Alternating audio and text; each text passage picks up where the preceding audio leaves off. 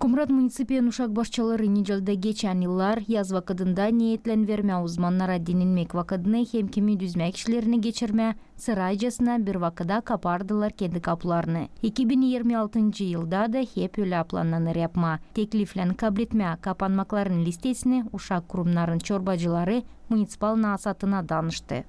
Что предлагают? Написали наши все детские дошкольные учреждения закрыть на летний период для того, чтобы руководители учреждения ранее... Bizim uşak başçaların çorbacıları danışmak yazdılar ki yaz vakıdında sıraycasına kapama kapılarını ki olabilsinler uzmanlara dinlenmek vakıdını versinler. Grupaları hem dışında tertiplesinler, kapital remontunu yapsınlar. Bunlar bu takım grafiği teklif ederler.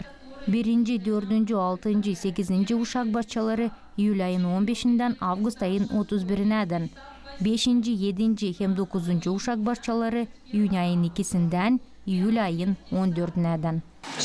Так, 5 детский сад, 7 детский сад и 9 со 2 по 14 июня. Это 42 календарных дня. Nasatçılarda bu temaya göre kendi bakışları vardı. Yok mu nasıl hiç onları kapamama ama birer grupalarda dinlenmeye gitsinler. Kimisi işler, başkası dinlenir. İki grupa beraber katma. Düzme kişilerini de hep öyle sıraycasına grupalarda yapma. Ремонт можно делать по группам. Временно сделал, кто-то работает через у вас там же не идет капитальный ремонт, там, строительство чего-то, так? Но у нас получается, что август месяц. Bizde öyle olur, nice avgust gelir, su kanal kabul eder kararı, xlorka ile suyu paklama. Dil öyleyince lazım analizler. Hepsi bu 2-3 haftaya uzanır da biz açamırız kurumu. Eğer biz kapamayacağız uşak kurumlarını o zaman dil lazım olacak analizleri yapma. Nice biz onları kapırız, bizde o moment analizleri isterler. Sonra da sanepidemstansiya kurumu açmır. Uşak kurumlarının kapanmasının lazımlığı için çorbacılar anlattılar bu takım.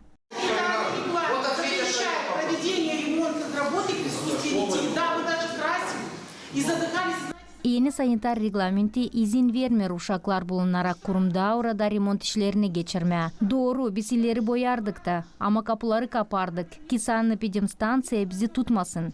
Ceza da öderdik bu iş için. Siz kayılsınız mı ceza ödeme? Bundan kare bizim povarlar, medicina uzmanları.